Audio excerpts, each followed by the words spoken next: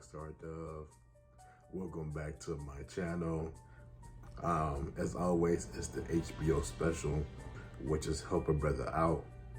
I'm actually getting closer to my goal, closer and closer. So a little bit more, well, a lot of bit more, but I'll be at 1,000 subscribers. Then I'll be able to turn this into another additional source of income to support me and my family. So if you can, please hit the subscribe button. I got over 60 other videos. Check some of them out. I apologize for the rough look. Today I do go get my hair cut to prepare for my trip. Going down to Cleveland to go see my son. Okay, so let's talk, let's talk about this video, because someone asked me about it, but I never really told anybody about it. Like, I've mentioned it before. My time as like a pimp assistant. Okay, so this happened during, I would say, like the first 2 months I was in Phoenix. So I came here to Phoenix. The first quote unquote job I had was a sign spinner. I'll try to put a picture up. I think I still have it. So I was a sign spinner at the Arizona Cardinals. Just, you know, spinning a sign for like $10 an hour. Hey, come buy these tickets. It was third party. It wasn't for the actual Arizona Cardinals.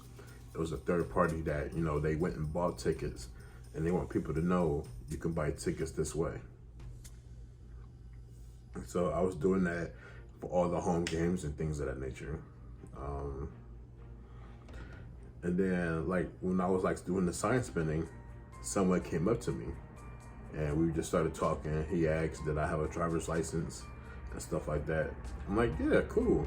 He asked me about my situation. I was like, hey, I'm at, was I still at Cass then? I believe I was still at Cass. Yeah, I was still at Cass. This is before I went to home base. So Cass is the Central Arizona Shelter System. So he said, hey, I know about that place. So he took down my number, because at the time I had an Obama phone. So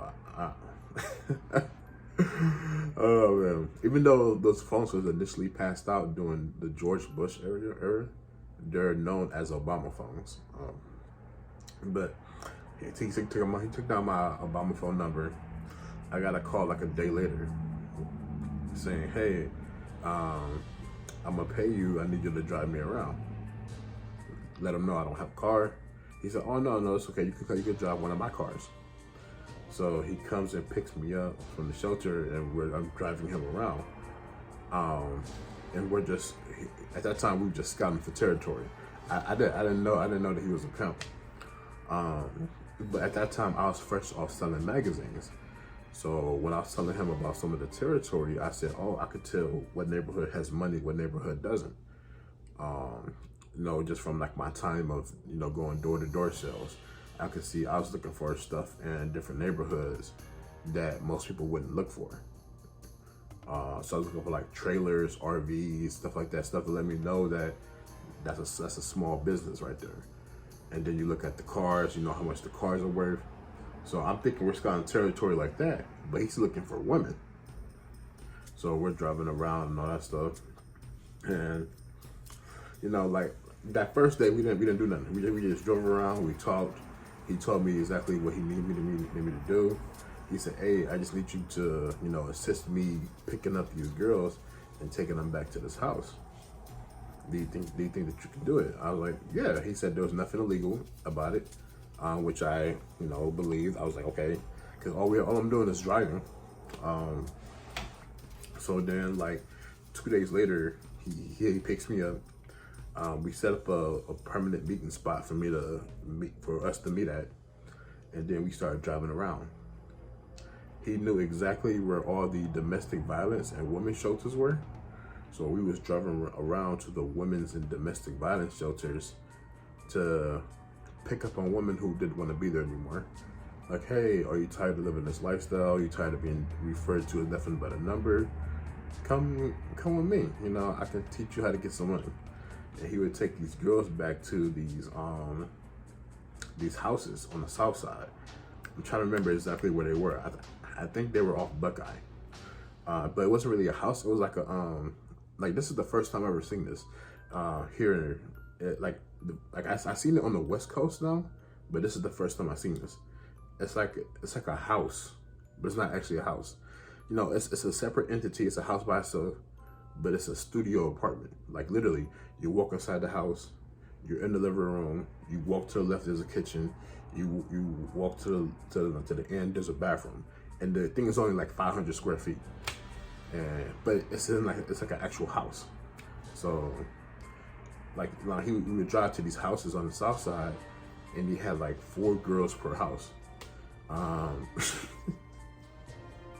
And like the way that he would convince these women, it was like, hey, I just need you to do this, I just need you to do that for me.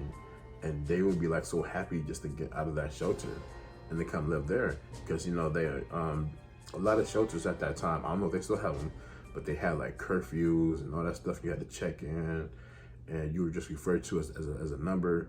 He actually took the time to know their names, to know their colors. Like he remembered everything, and that way when he talked to them again, he said, hey, look, I got you this, I got you that. I know your favorite color is this. I know you wanted to do that. And at the time, I didn't really realize what he was doing. But it was just like setting up, and then of course the girls would go sell themselves at night. That's when we for a while I had a curfew. And then once I got a job, like an actual real job at Cass, I was able to move up to level 2. So I didn't have a curfew anymore. I can come and go as I please.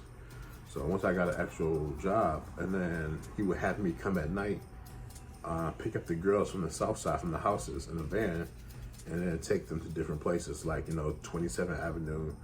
And then I also believe the other one's like 59th, or is it 59th or 69th? I believe it's 59th Avenue.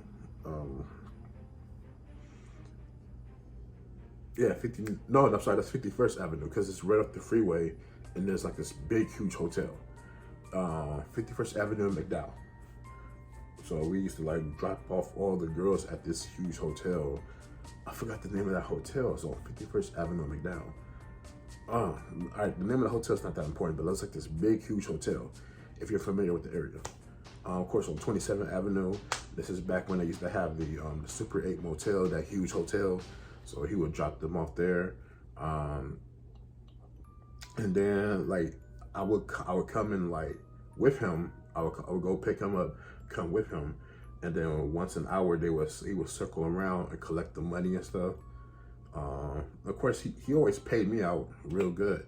You know, he paid me out in cash. He took care of me. He was like, hey, I'm gonna make sure that you all good. It just got to a point where I had to choose between my job and doing that. And like I said, he was paying me well, but you know, this other job was technically gonna be paying me more. But it was just like the whole entire like that was like I was still super new to the pimp game.